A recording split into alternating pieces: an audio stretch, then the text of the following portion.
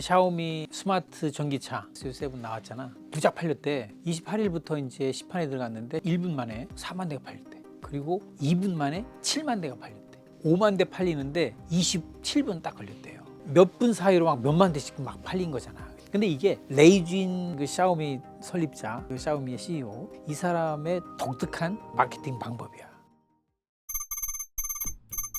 그 샤오미가 처음 스마트폰을 만든 게 2011년이야. 출시를 하면서 똑같은 전략이 나와요. 그러면 샤오미가 초기 준비한 물량이 한 7만 대란 말이지. 이 7만 대를 우리가 언제 인터넷 홈페이지에 판매에 들어가니 구입을 원하시면 들어와서 인터넷에서 주문을 하세요. 이 공고를 한단 말이지. 근데 그때 딱 들어가지고 이제 딱 클릭해서 주문을 하는 거야. 근데 1분도 안 돼서 예정됐던 7만 대가 싹 팔리는 거야. 그럼 그 이튿날 기사에 어떻게 나오냐면 샤오미 스마트폰 1분 만에 7만 대 완판, 이게 나오는 거야. 그러면 샤오미는 한 일주일 정도 있다가 또 고시를 또 해. 우리가 이번에 준비한 물량은 20만 대다. 근데 이번에는 20만 대가 역시 1분도 안 돼서 다 팔리는 거야. 왜냐, 한 번에 다 모여서 사니까. 그럼 그 이튿날 여지없이 온갖 중국 미디어에서 샤오미 스마트폰 2차 판매 20만 대 1분 만에 완판, 이런 기사 또 나오는 거야. 그 기사 자체가 샤오미 스마트폰의 광고 효과가 나오는 거지. 다른 스마트폰 회사들은 전부 다 기존에 영업점에서 다 팔았어요. 근데 이 인터넷 예약 판매라는 게 레이준이 만들어낸 거야. 그때부터 시작됐어요. 그 똑같은 일이 지금 샤오미 스마트 자동차에서 나오고 있는 거지. 레이준의 별명이 뭔지 알아? 레이잡스야, 레이잡스. 레이준은 처음에 스마트폰 만들어서 제품 발표를 할 때 스티브 잡스를 똑같이 따라했어. 청바지에 검정색 티. 레이준은 스티브 잡스를 굉장히 선망했던 것 같아. 언젠가 내가 애플을 넘어서겠다, 이런 욕망을 키우지 않았을까? 근데 내가 볼 때 샤오미는 자동차를 만든 게 아니라 자기 샤오미 생태계에 또 다른 하나의 영역을 만든 거라고 난 생각해. 그러니까 핸드폰, 가전, 가구, 이런 그 샤오미 생태계를 꾸준히 매연들어 왔단 말이지. 애플이 해오듯이. 근데 이게 이제 여기에 이번에 자동차를 하나 추가한 거야. 그러니까 샤오미 핸드폰 하나를 가지고 자동차도 구동할 수 있고 집에 있는 냉장고, 로봇 청소기 다 구동할 수 있단 말이지. 난 그게 무서운 것 같아.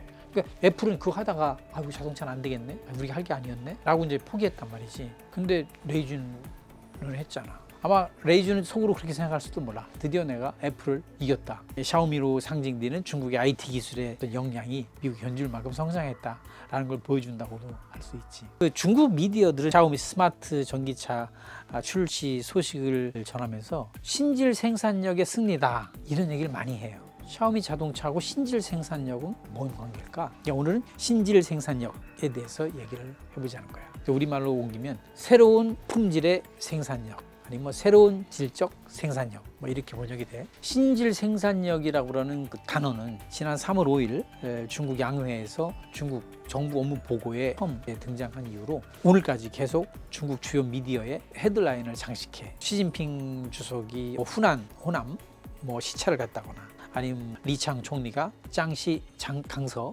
시차를 갔다거나, 그때 가장 강조한 핵심 키워드가 신질 생산력이에요.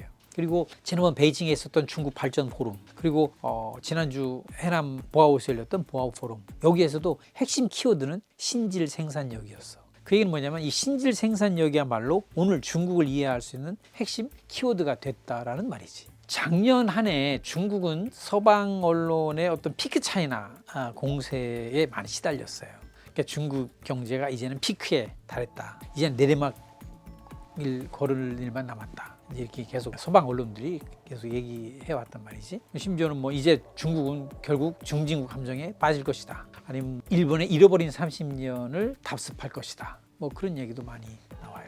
근데 이해가 가. 작년 중국 경제는 물론 우리가 5.2% 성장했다고 하지만 그 내용을 잘 뜯어보면 부동산 시장의 경기 침체로 인해서 소비 심리가 극도로 악화됐고, 그러다 보니까 청년 실업도 지금 아주 심각한 수준이고, 게다가 어떤 민간 기업, 사형 기업에 대한 이런 정부의 어떤 제한으로 경제 어떤 역동성도 많이 떨어지고 했단 말이지. 그래서 이제 나온 말이 무슨 피크 차이나 중진국 감정, 잃어버린 30년 등등의 얘기예요. 이런 서방의 공세에 대해 중국이 답을 내놨어. 그게 뭐냐면 신질 생산력이야. 그 신질 생산력이 무엇이냐? 한마디로 얘기하면 성장 엔진을 갈아 끼운다는 거야. 성장 엔진 교체자고 그러지. 지금까지 중국 경제가 성장해온 근본 추동력, 역동성의 근원은 임가공 산업 이런 게 의존했다란 말이지. 이제 앞으로는 그게 아니다. 중국 경제는 앞으로는 다른 형태의 생산력에서, 다른 품질의 생산력에서 발전 추동력을 끌어내겠다. 그게 뭐냐? 이번 정부 업무보고에 적시가 됐는데, 예를 들면 전기자동차, 배터리, 신재료, 아니면 뭐 우주항공, 또 바이오, 양자기술, AI 등등등이란 말이에요. 모두 미래 산업이에요. 이런 분야에서 중국은 앞으로 경제를 성장시키겠다라는 것이 바로 신질 생산력의 의미예요. 자동차 시장 얘기 한번 해볼까? 중국이 미국을 제치고 세계 최대 자동차 시장 보유국으로 등장한 게 2010년이야. 지금도 마찬가지고. 자, 그렇다면 중국은 자동차 강국이라고 얘기할 수 있을까? No, 그렇지 않아.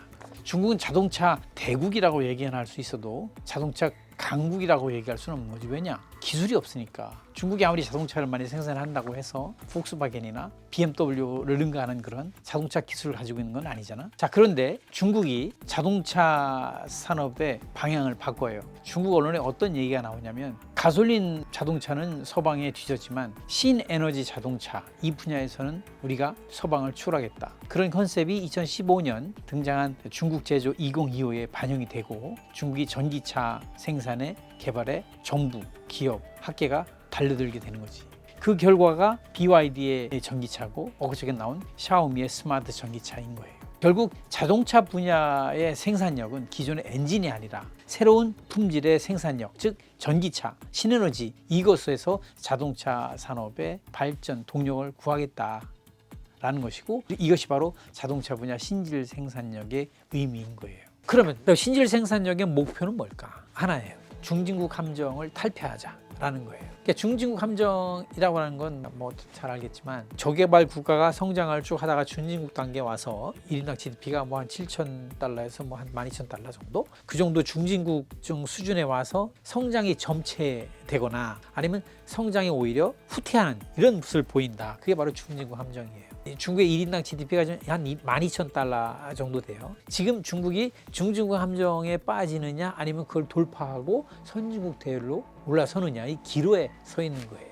산업의 형질을 바꾸어서 성장의 동력을 바꿔서 중진국 함정을 돌파하겠다라고 하는 이런 목적이, 취지가 성공할 수 있을까? 중국의 관변학자들은 매운티 문제없다라고 얘기를 해요. 중진국 함정 탈출의 핵심이 뭐냐면, 그 빠른 기술 추격자, 그러니까 패스트 팔로워라고 얘기하는 기술 추격자에서 기술 선도자, 퍼스트 무버가 될 수 있느냐의 여부야. 기술을 캐치업하는 능력을 발휘해서 어느 정도 중진국 대열까지는 올라올 수 있어. 그러나 그 기술을 따라가는 것이 아니라 자기가 스스로 창출하고 그 혁신을 하고 발명을 하고, 이런 능력이 없으면 그 중진국 함정을 돌파할 수가 없다는 것이지. 이런 면에서 보면 중국의 관변학자들은 중국은 이미 충분히 그런 역량이 있다 라고 얘기를 하는 거예요. 뭐 어떤 중국에 이미 폭넓게 형성되어 있는 어떤 제조의 역량이라든가, 또는 그 뭐 우주항공이라든가 아니면 뭐 AI라든가 뭐 이런 뭐 양자기술, 이런 면에서는 이미 미국을 능가하는 세계 최고의 수준의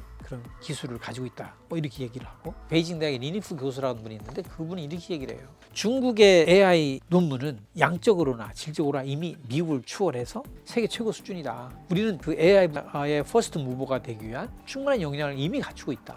그래서 중진국 함정 탈출에 뭐 문제가 없다, 이렇게 얘기를 하고 있는 거예요. 중국 학자들은 또 이렇게 얘기를 해요. 그 신질 생산력으로 지적된 이런 항목들이 전부 다 새롭게 시작되는 산업이라는 것이지, 이런 산업은 초기에 정부 지원이 결정적이에요. 정부가 마중물을 넣어줘야 된단 말이지. 근데 중국은 이런 분야에 아주 탁월한 경험과 능력을 가지고 있어. 소위 말하는 신용 거국 체제라는 것인데, 정부와 기업과 학계가 똘똘 뭉쳐가지고 과학기술을 개발을 하고 또 산업을 육성해왔단 말이지. 중국은 경제 성장에 꼭 필요한 제조 능력, 기술, 시장, 이 세 가지를 고루 갖춘 유일한 나라이기도 해요. 근데 서방학자들은 생각이 좀 달라요. 그들의 주장은 뭐냐면, 한 나라가 중진국에서 선진국으로 도약하기 위해서는 어떤 정치적인 민주화, 경제적인 자유화가 필수적인 요소다. 그동안에 중진국 함정을 돌파했던 나라를 봐라. 일본이든 한국이든 뭐 싱가포르, 대만 모두 다 경제 자유화 속에서 이뤄낸 업적이다. 근데 중국은 어떤가? 라고 이제 묻는 것이지. 사실 중국은 특히 이제 시진핑 주석 들어온 이후로 오히려 이런 흐름과 역행하고 있단 말이지. 좀 더 어떤 당의 권위가 더 중시하고 있고, 어떤 시장의 논리보다는 정책의 힘이 더 강하게 작용하고 있고, 그렇기 때문에 서방의 학자들은 중국의 실질적인 중진국 함정 탈출은 어렵다 이렇게 얘기를 하기도 해요. 또 하나는 이 중국의 지금 중진국 함정을 돌파하려는 이러한 그 움직임이 미국과의 대치 속에서 이루어지고 있다는 거야. 사실 미국이라는 나라는 기술 강국이고 어떤 가장 큰 시장을 제공해주는 나라였단 말이지. 한국이든 뭐 싱가포르, 뭐 대만이든 일본이든 다 미국의 도움을 많이 받았어요. 근데 지금 중국은 오히려 척지는 상태에서 이런 중진국 함정 탈출을 기도하고 있단 말이지. 효과적으로 기존의 중진국 함정 노선과는 완전히 다른 경로잖아. 이런 면도 중국 중진국 함정 탈출을 어렵게 하는 요소 아니냐 이렇게 제시가 되고 있어요. 성장 엔진을 갈아 끼워서 중진국 함정을 돌파할 수 있을지, 과연 이게 성공할 수 있을지는 속단하기는 어려워. 그렇지만 이 중국의 이런 실질 생산력이라고 하는 이런 거를 내걸고 국가적으로 움직이고 있다는 이 사실 하나만으로도 우리가 잘 지켜봐야 될 일이라고 생각해요. 왜냐하면 중국은 사실은 그렇게 변하고 있기 때문이야. 10년 전, 20년 전의 수출 품목과 지금의 수출 품목을 비교해 보면 중국 산업의 형질이 어떻게 변했는지를 알 수 있어요. 중국이 WTO에 가입한 게 2001년이잖아. 당시만 하더라도 중국 최대 수출 품목은 컴퓨터였어. 대만 기업들이 중국에 와서 생산한 컴퓨터, 주로 PC 본체였지. 그다음에 뭐 TV, 백색가전, 그다음에 이제 의류, 뭐 신발, 그리고 뭐 여행 가방 이런 것이 주를 이루었어요. 지금 수출 품목을 보면 가장 크게 차지하는 건 스마트폰이에요. 두 번째가 반도체, 세 번째가 자동차 부품, 그리고 뭐 소규화학 제품, 전기 제품 등등으로 이렇게 이어지는데, 여기에 작년에는 특히 전기차, 리튬 배터리, 그리고 태양광이 가세를 하면서 이런 변화를 더욱더 빠르게 하고 있는 것이지. 이번에 샤오미가 스마트 자동차 SU7을 공개한 것은 이 같은 산업 형질의 변화를 그냥 반영하고 있다고 보면 돼요. 요즘에 알리익스프레스니 테문이 초저가 제품으로